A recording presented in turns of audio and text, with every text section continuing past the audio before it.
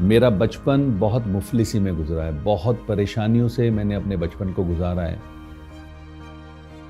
जब भी मैं इन तंग गलियों में से गुजरता हूँ तो मुझे हमेशा वो बचपन याद आता है।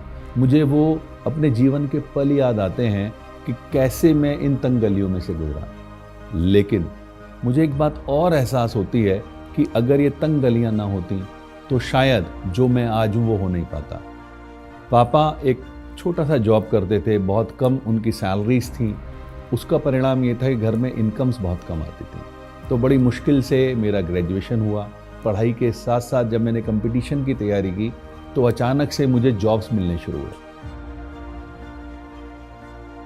मेरा पहला जॉब लगा सीआरपीएफ में सब इंस्पेक्टर के पोस्ट पर। ये बातें हैं वर्ष 1988 की।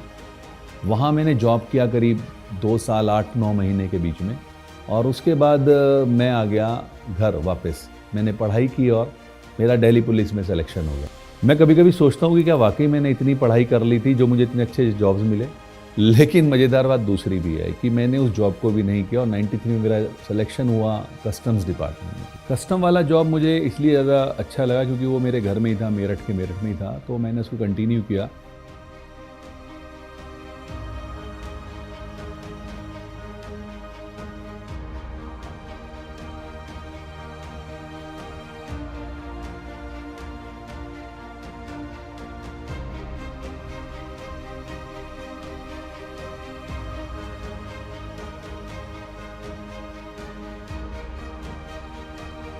लेकिन इसी बीच में फिर मेरी शादी हो गई।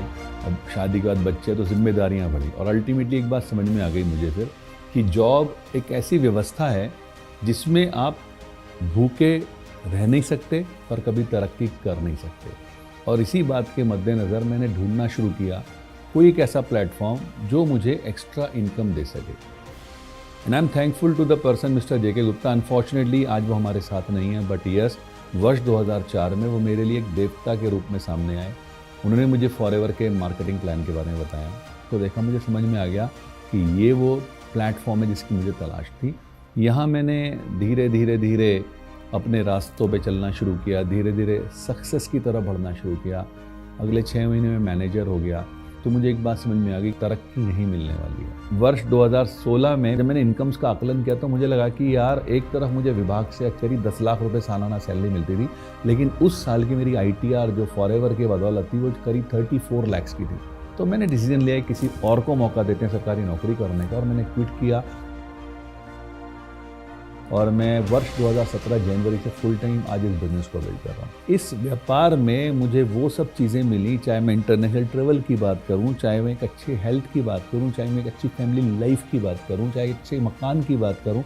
मैंने एक हर वो चीज़ जो मनुष्य, एक आम आदमी अपने जीवन में कल्पना कर सकता है, वो इस प्लेटफॉर्म से मुझे मिली है। अभी हाल ही में ऐसी बीमारी ने दस्तक दी जिसने पूरी दुनिया को रोक दिया। हम लोग भी बड़ा सोच रहे थे कि कैसे होगा। थैंक्स टू फॉरएवर के प्रोडक्ट्स, जिनकी वजह से हमारा इम्यूनिटी सिस्टम बहुत अच्छा रहा, and thanks to the marketing plan and the flexibility of the marketing plan, कि हम लोगों ने कोविड के उस दौर में डिजिटल प्लेटफॉर्म का सहारा लेकर के अपने बिजनेस को कंटिन्यू रखा, जिसका रिजल्ट ये रहा कि हमारे चेक्स नहीं रुके, जिसका रिजल्ट ये रहा कि हमारे इनकम्स नहीं रुके, जिसका रिजल्ट ये रहा कि बहुत सारी इंडस्ट्रीज सफ़र कर गई, लेकिन फॉरएवर में इनफैक्ट और ग्रोथ होती चली गई। क्यों? क्योंकि हर किसी व्यक्ति को 2 तरह की चीज़ें ऐसे दौर में चाहिए थी, एक अच्छा स्वास्थ्य और एक अच्छा साधन।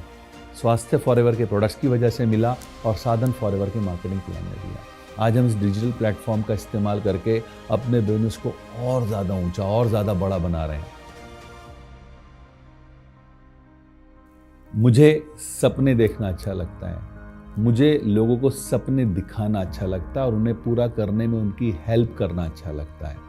मैं हूं सपनों का सौदागर, मैं हूं फॉरएवर।